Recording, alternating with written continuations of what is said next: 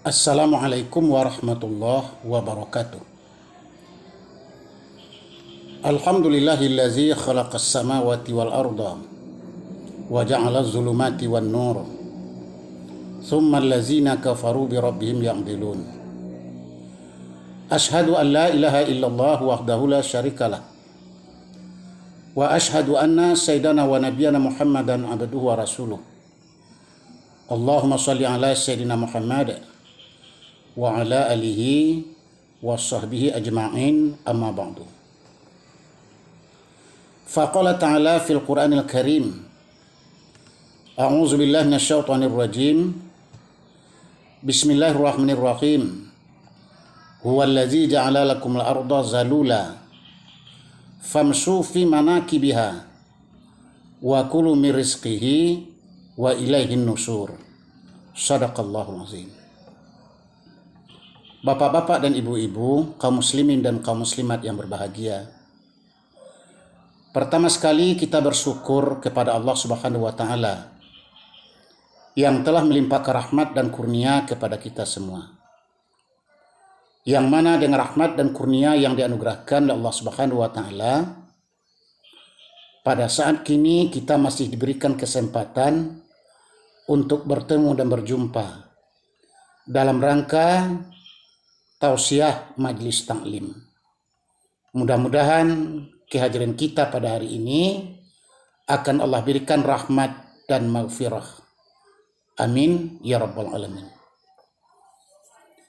Kemudian selawat dan salam kita kirimkan kepada arwah junjungan Nabi besar Muhammad sallallahu alaihi wasallam, yang mana beliau telah menghabiskan usianya untuk membimbing, menyampaikan wahyu Allah kepada umat manusia.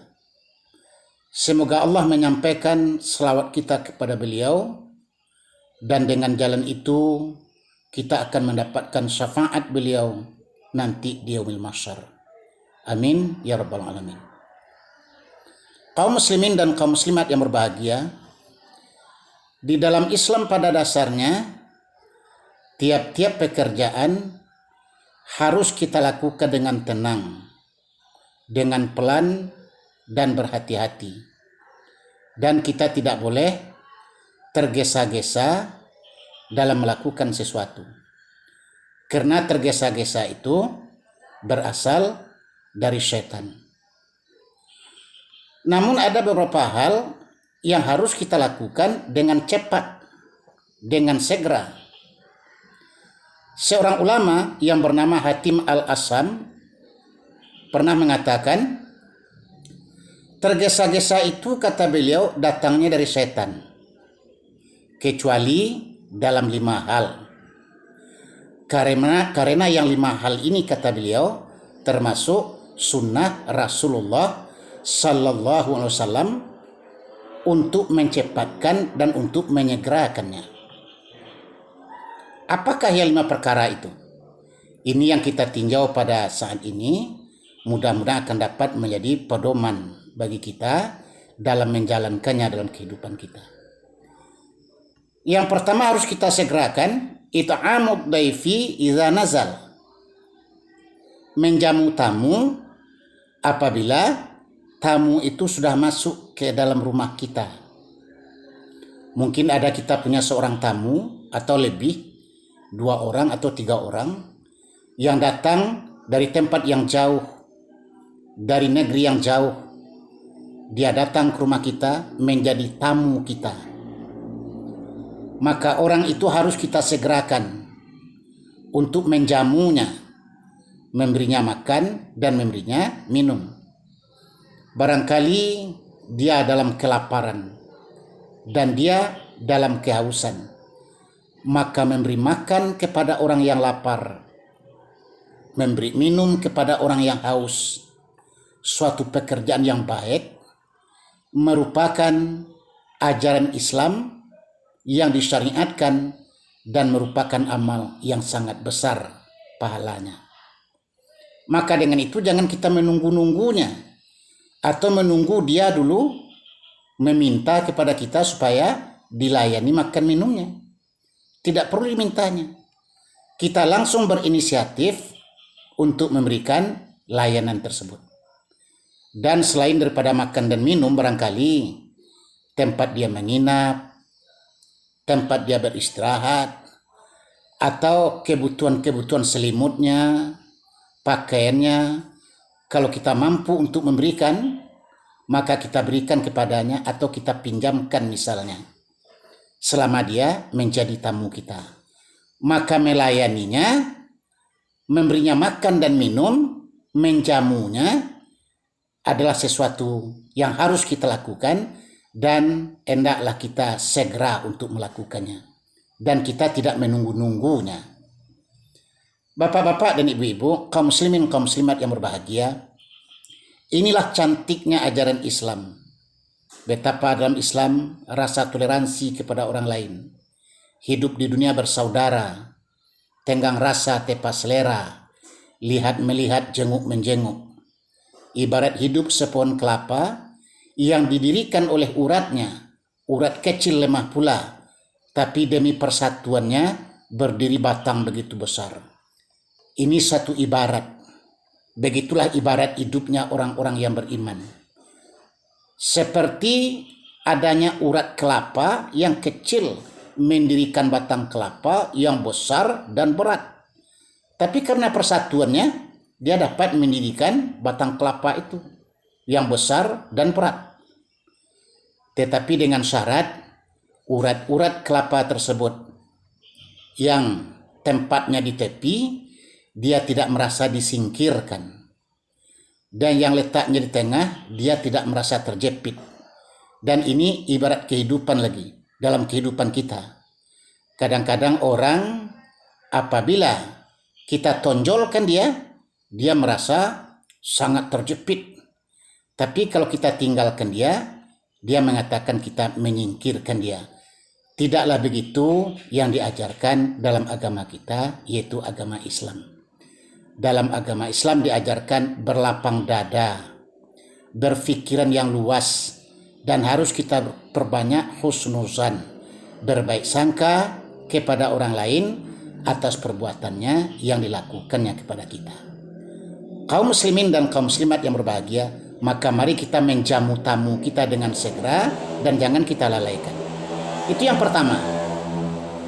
Yang kedua yang harus kita segerakan adalah wa tajhizul maiti iza mata, mengurus mayat apabila telah meninggal dunia. Itu sesuatu yang harus kita segerakan. Jangan kita lalaikan. Jangan kita biarkan jenazah terlantar sedemikian rupa karena adanya sesuatu yang kita tunggu. Menunggu keluarganya misalnya, menunggu anak-anaknya yang jauh dari tempat tinggalnya misalnya, baru setelah mereka-mereka yang ditunggu itu datang, baru kita selenggarakan jenazahnya. Maka ini sangat menyusahkan kepada kita dan kepada jenazah tersebut. Makanya Nabi mengatakan dalam satu riwayat, apabila ada yang meninggal, kata Nabi, segerakanlah menyelenggarakan jenazahnya. Karena kalau yang meninggal itu adalah orang baik, supaya dia bersegera menerima balasan kebaikannya. Tapi andaikan mereka orang jelek, orang yang banyak dosa, supaya kita yang hidup ini cepat terlepas dari kejelekannya.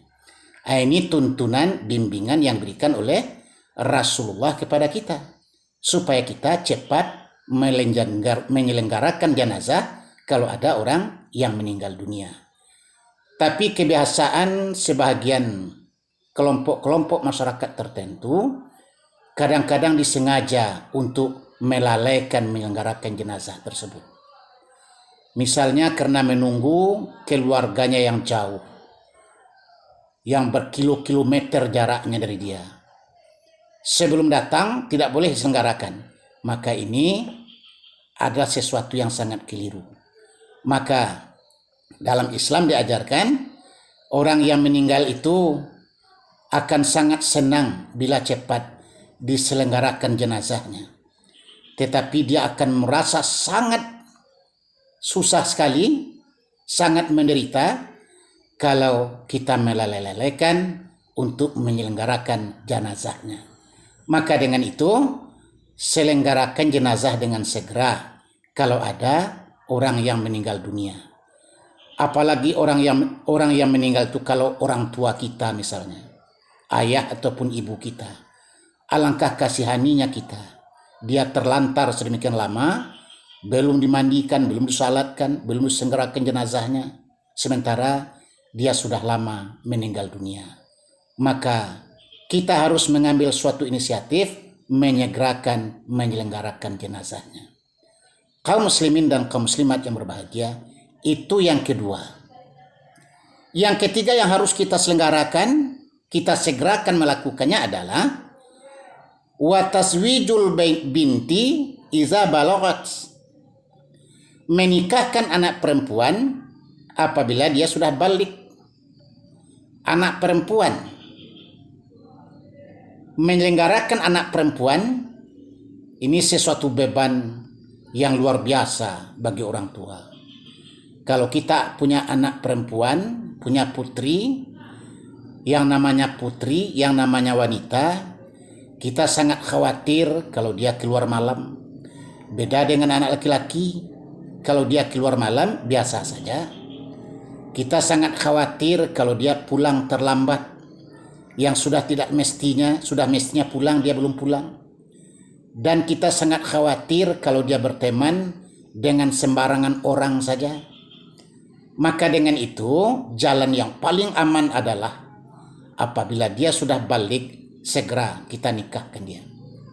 Kita kawinkan dia. Maka dalam hadis lain, Nabi pernah bersabda,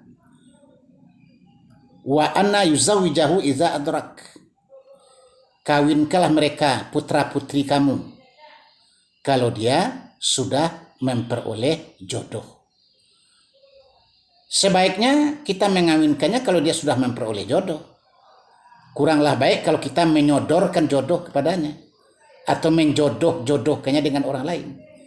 Alangkah bahagianya dia kalau jodoh itu dicarinya sendiri, orang yang dicintainya, orang yang disukainya. Ya tentu saja orang yang baik, bukan orang yang tidak baik akhlaknya, bukan orang yang tidak taat, orang yang taat, orang yang beriman, orang yang saleh, dan kita tahu dengan kebaikannya, dan mencarinya dia sendiri yang mendapatkan.